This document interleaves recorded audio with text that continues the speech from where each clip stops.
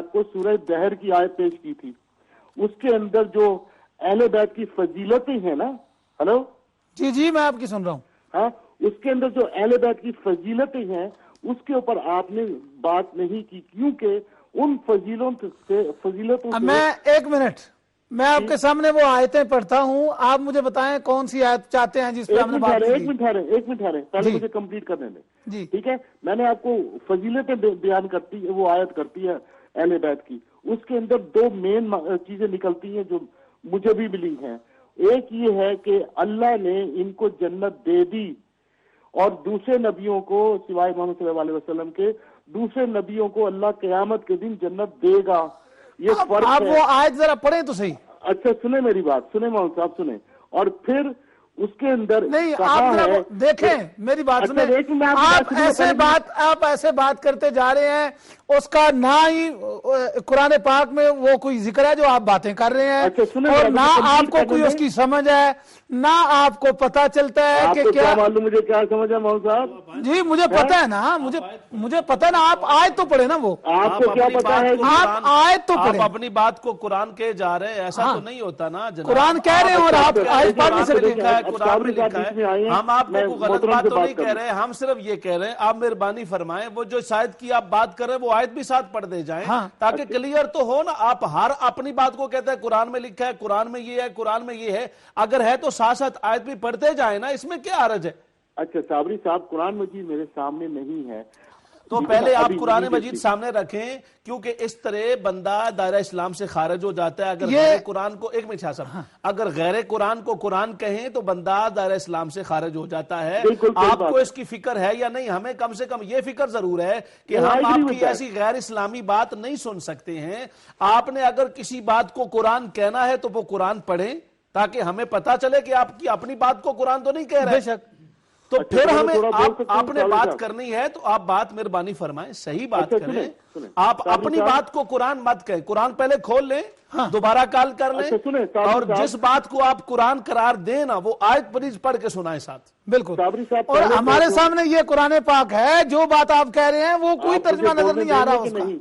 جی آپ دونوں مجھے بولنے دیں گے کہ نہیں؟ جی بولنے دیں گے، لیکن اگر آپ بولیں گے تو اگر دیکھیں نا، اگر آپ کہہ رہے ہیں قرآن پاک میں ہے اور قرآن پاک میں نہیں ہے تو ہم وہ کیسے بولنے دیں؟ اس لیے کہ وہ بات آپ ٹھیک نہیں کر رہے ہیں. آپ بعد میں گفتگو کر لیجیے گا. بعد میں گفتگو ہم نے نہیں کرنی. ہم آپ کی غیر قرآن بات کو قرآن کہنا ہم نہیں سن سکتے میرے بھائی، ہماری یہ مجبوری ہے. آپ کا تو عقیدہ قرآن پر ہے یا نہیں ہے، مگر ہمارے عقیدے کی بنیاد پہ ہم ایسا سن نہیں سکتے. اگر آپ کسی بات کو قرآن کہہ رہے ہیں تو بتائیں کہ اب ہمیں کیا پتا کہ آپ وہ 70 گز والے قرآن پاک کی بات کر رہے ہیں جس کو آپ مانتے ہیں. ہمارے قرآن پاک میں تو وہ بات نہیں ہوتی جو آپ کہہ رہے ہیں. صابری صاحب، آپ عالم کی طرح گفتگو کریں، آپ کو یہ زیب نہیں دیتا. کیوں نہیں زیب دیتا؟ میں آپ کو آپ کی کتابوں کے حوالے دکھاتا ہوں نا. زیب کیسے نہیں دیتا میرے بھائی؟ آپ کو آپ کی کتابوں والوں نے لکھا کہ ہم 70 گز والے قرآن کو مانتے ہیں. آپ کے حوالے میرے سامنے موجود ہیں. آپ کے اپنے نے لکھا 17 صورتیں وہ ہیں جن میں تعریف ہوئی ہے.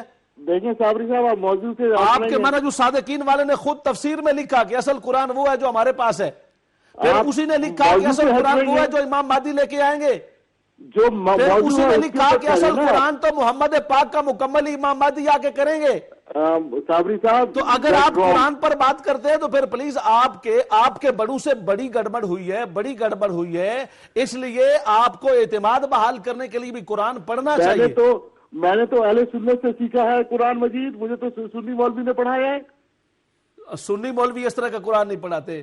سنی مولوی نہ اتنا مجہول پڑھتے ہیں، نہ اتنا غلط پڑھتے ہیں، نہ بغیر ترتیب و تعلیل کے پڑھتے ہیں، نہ ترتیل کے پڑھتے ہیں. اور سنی مولوی سے پڑھے ہوئے کو اگر ایک بار کہا جائے ایک آیت پڑھ تو وہ تو 1000 بار شکر کر کے پڑھتا ہے، وہ اتنی لہت و لال نہیں کرتا. اچھا، جو میں نے آپ کو آپ آیت خود ہی کھول کے بتا دیں کیا مطلب ہے. بھی آیت ہے کوئی نہیں بتایا کیسے؟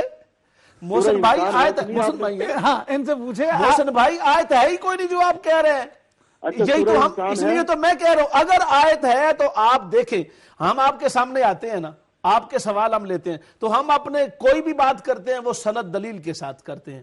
آپ اس کو مانو یا نہ مانو وہ آپ کی مرضی ہے، مگر ہم جو بات کرتے ہیں آپ سے حوالہ کے ساتھ، دلیل کے ساتھ. اچھا دوسری بات، ہم نے کبھی آپ سے کہا کہ آپ نے وہ پورے علوم نہیں پڑھے ہوئے، فنون نہیں پڑھے ہوئے، آپ کو تعلیلات نہیں آتی، آپ کو قوانین نہیں آتے، ہم سے بات نہ کریں. ہم نہیں کہتے.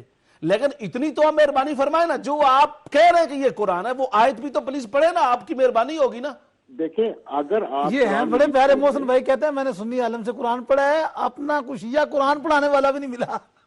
چلو وہ ملا نہیں ہے یا وہ تو خیر اگلا جا کے کہتے ہیں کہ بچوں کے آپ سے پڑھا ہے تو اس لیے مجھے نہیں آتا، میں نے اس لیے کہا ہمارا جو پڑھا ہوتا ہے وہ تو سناتا ہے۔ اللہ کا ارادہ تھا پنجتن پاک کو، آل بیت کو پاک کرنے کا، تو یہ آپ کہتے ہیں کہ آج دوسروں کے لیے آئی تھی تو رسول اللہ نے اپنی مرضی سے ان کو چادر میں داخل کر لیا، تو یہاں تو یہ آج کہہ رہی ہے کہ سرکار خود اللہ کہہ رہا ہے کہ آپ کہہ دیں کہ مجھے کوئی اختیار نہیں ہے اس میں، جو اللہ کا حکم ہے وہی ہے وہی ہے۔ یہ جو آپ فرما رہے ہیں نا کہ کہہ دیں مجھے کوئی اختیار نہیں ہے، یہ مہربانی فرمائے اس آیت کا نمبر بتائیں اور یہ پڑھ کے سنائیں پلیز۔ آیت نمبر 15 ہے، آپ پڑھے لکھے ہیں، آپ اس میں تو یہ میرے پڑھے لکھے پر آپ شک نہ کریں، آپ کتنے پڑھے لکھے ہیں کہ آتا قرآن بھی نہیں ہے، پڑھ کے قرآن سنائے نا۔ اگر پڑھائی لکھائی پہ علی جان صاحب اتنا ناز ہے تو پھر قرآن پڑھو نا یارا، ہوتا کیا ہے تمہیں؟ ہم قرآن پڑھنے کی بات کرتے ہیں، آپ ترجمے کی طرف بھاگتے ہو اور ہماری پڑھائی لکھائی کی بات کرتے ہو۔ اور تو کی طرح لڑائی علی جان صاحب اور تو کی طرح مرد بنے تو پھر قرآن پڑھے نا، مرد تو قرآن پڑھتا ہے، مرد کو قرآن سے پیار ہوتا ہے۔ آپ پھر قرآن مجید پڑھ کے دکھائیں نا، ساری عمر گزر گئی ہے کیڑے نکالتے ہوئے، تو اب مہربانی فرمائیں پڑھے نا قرآن۔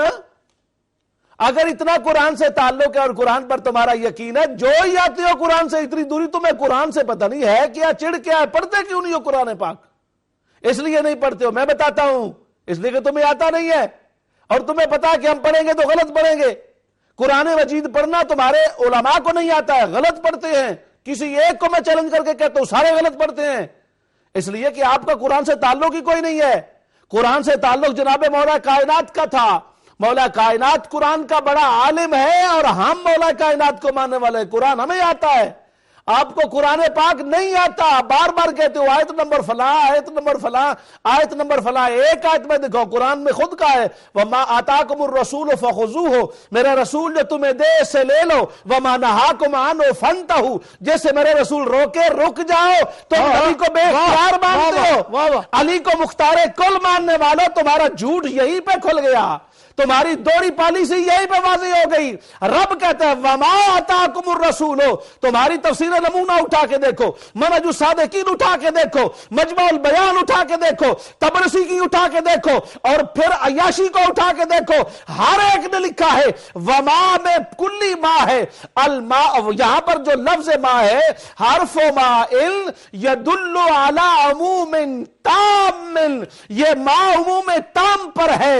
نبی کے پاس سب کچھ ہے، نبی سب کچھ دیتا ہے، نبی مختار کل ہے، نبی عطائے کل ہے، نبی جودت کل ہے، نبی وحدت کل کا آئینہ دار ہے، نبی رب کے خزانوں کا مالک ہے، نبی کو رب نے خود کہا ہے وَأَمَّا السَّائِلَ فَلَا تَنْهَرْ، میرے مصطفیٰ جو بھی آئے تو لٹاتا جا، تیرے خزانے میں بھروں گا، اِنَّا آتَيْنَاكَ الْكَوْثَرَ، میں نے تمہیں ساری کثیر دے دی ہے۔